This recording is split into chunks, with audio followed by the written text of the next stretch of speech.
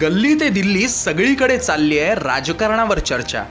म्हणून गल्लोगल्लीतून आम्ही शोध घेतोय विधानसभा मतदारसंघातील गल्लोगल्लीच्या राजकारणाचा आढावा।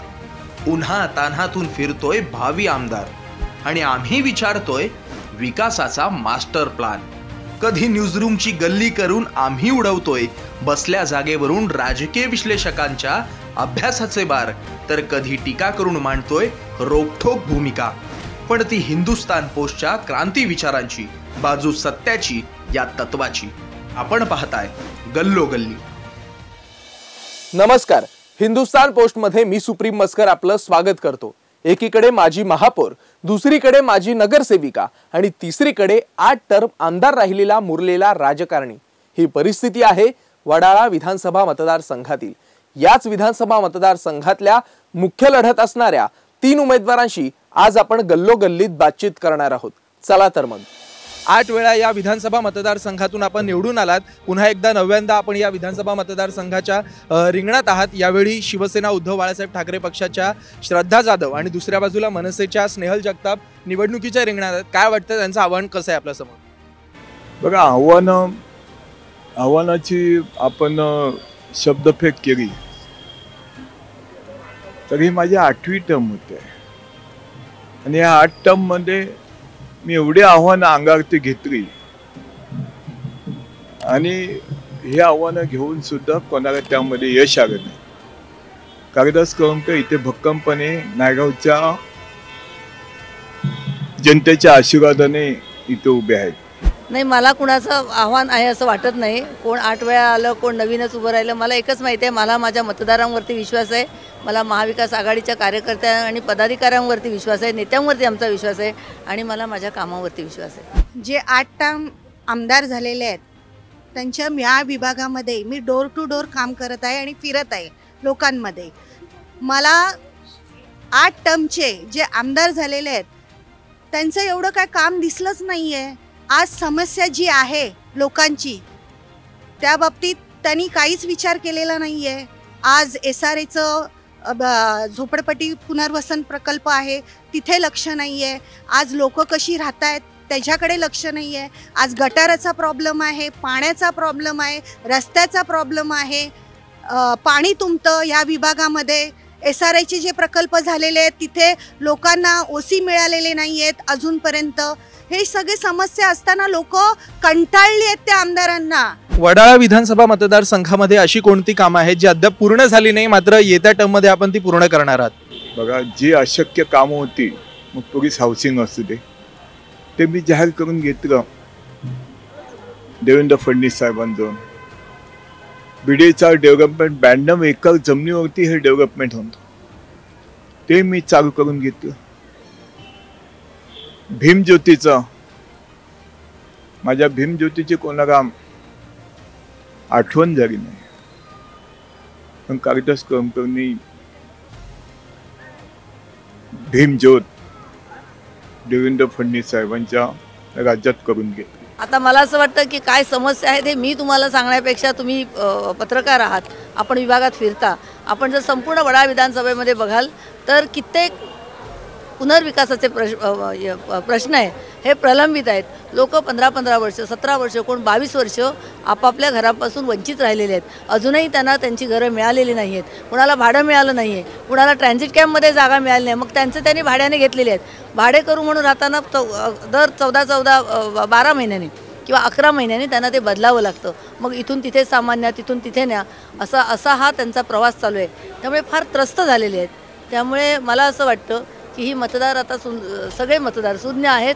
भविष्यामध्ये त्यांचं नक्की काय करायचं आहे त्यांनी ठरवलेलं आहे आणि त्यांचा विश्वास आहे की आम्हाला आमचं घरकुल कोण देणार असेल, पुनर्विकासाचा प्रश्न सोडवणार असेल तर त्यांनी माझ्यावर विश्वास दाखवला आहे आणि तो विश्वास मी सार्थ करून दाखवेन। जे आमदार आहेत स्थानिक, त्यांनी लोकांच्या ज्या समस्या आहेत, नागरिक जे मेन सुविधा आहे त्यांची द्यायची, ती अजूनपर्यंत त्यांनी लक्षच दिलेलं नाही आहे। मला कळत नाही आहे, 8 टर्म आमदार झालेले आहेत आणि अजूनपर्यंत ह्या ठिकाणावरून रस्त्याचं प्रॉब्लेम आहे, पाण्याचं प्रॉब्लेम आहे, गटाराचं प्रॉब्लेम आहे, SRA स्कीम आहेत, अजूनपर्यंत इकडे झोपडपट्टी पुनर्वसन प्रकल्प झालेला नाही आहे, ओसी मिळालेल्या नाही आहेत लोकांना, ज्यांचे बिल्डिंग्स तयार झालेले आहेत त्यांना.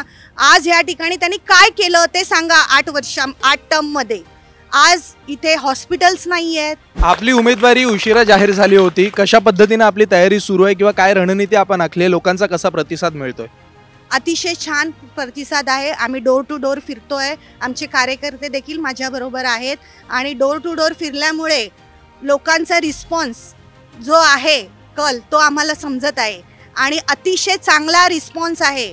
लोक म्हणतात की मनसेचा उमेदवार केव्हा येतोय ह्याची आम्ही वाट बघतोय, असं लोकांचं म्हणणं आहे आणि लोक अतिशय चांगल्याप्रमाणे रिस्पॉन्स देत आहेत आणि आमचं अतिशय चांगल्याप्रमाणे प्रचार चालू आहे. नाही, पक्षाकडून उमेदवारी मिळेल याची खात्री होतीच, कारण ही लढाई आहे, ही गद्दारांविरुद्ध निष्ठेची लढाई आहे आणि याच्यामध्ये निष्ठा उमेदवारी मिळताना विजयी झालेली आहे. पुढे निवडणुकीमध्ये सुद्धा निष्ठाच विजयी होईल. आमचे सगळे मतदार आम्हाला मोठ्या मताधिक्याने विजयी करतील.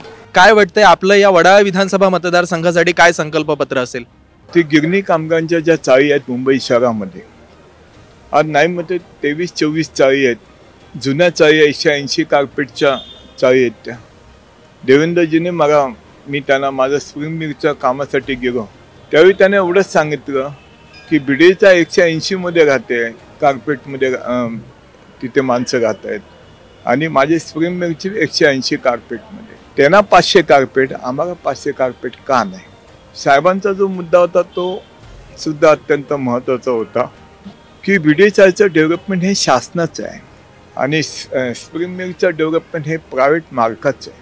जास्त एपिसाय त्यांना दिला तर ह्यांना कोणतरी काहीतरी प्रसाद दिला असं बाबा विरोधकांचे धंदेचे आहेत. किती तुम्ही चांगलं काम करा, विरोधक कधीही तुम्हाला चांगल्या कामाला शुभेच्छा देणार नाही. माझ्या नजरेतला विकास म्हणजे आपण पाहिलंच आहात.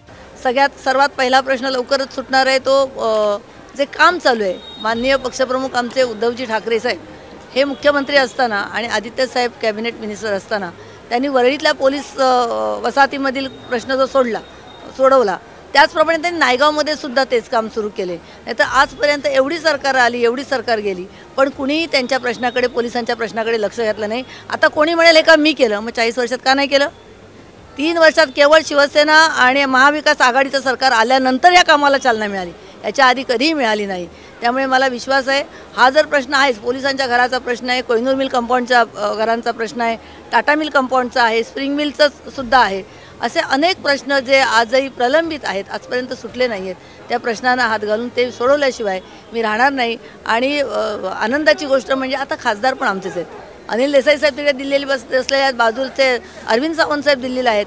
त्यामुळे NTCच्या अधिकाऱ्यांना धारेवर धरून, आधी प्रेमाने सांगू, नाहीच ऐकले तर धारेवर धरून ह्या सगळ्या पुनर्विकासाचा प्रश्न आहे तो सोडवल्याशिवाय राहणार नाही. मी आत्ताच पुस्तक तयार केलेलं आहे, माझी विजन काय आहे वडाळ्याच्या संदर्भात, आणि मी ते लोकांपर्यंत पोचवलेलं आहे. त्याच्यामध्ये पहिलं विजन मी असं दिलेलं आहे की पाणी जे तुंबतं आज दादरमध्ये, दादर TT वगैरे ह्या ठिकाणी पाणी तुंबतं, ती समस्या जवळजवळ मला वाटतं ह्या ठिकाणी 40 वर्षापासून आहे. त्याच्याकडे मला वाटतं आमदारांनी लक्षच दिलेलं नाही आहे.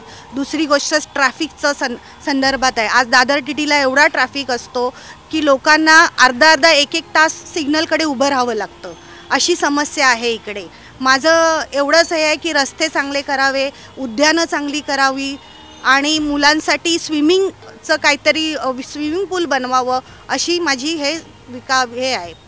किती हजार मतांनी आपण या मतदारसंघामध्ये विजयी व्हाल, काय अपेक्षा आहे? किमान 10,000 मतांनी आम्ही विजयी होईल. बघा, राजसाहेबांचा आशीर्वाद आहेच माझ्या मागे आणि लोकांचा देखील कल आहे आज मनसेकडे. तर मी नक्कीच विजय होईन असं मी आशा बाळगते आणि मी नक्की विजय होईन. हे माझे सर्व कार्यकर्ते आहेत, ते माझ्या मागे आहेत आणि आम्ही जोरात प्रचार करत आहोत. त्याच्यामुळे मी नक्की विजय होणार ही मी तुम्हाला खात्री देते.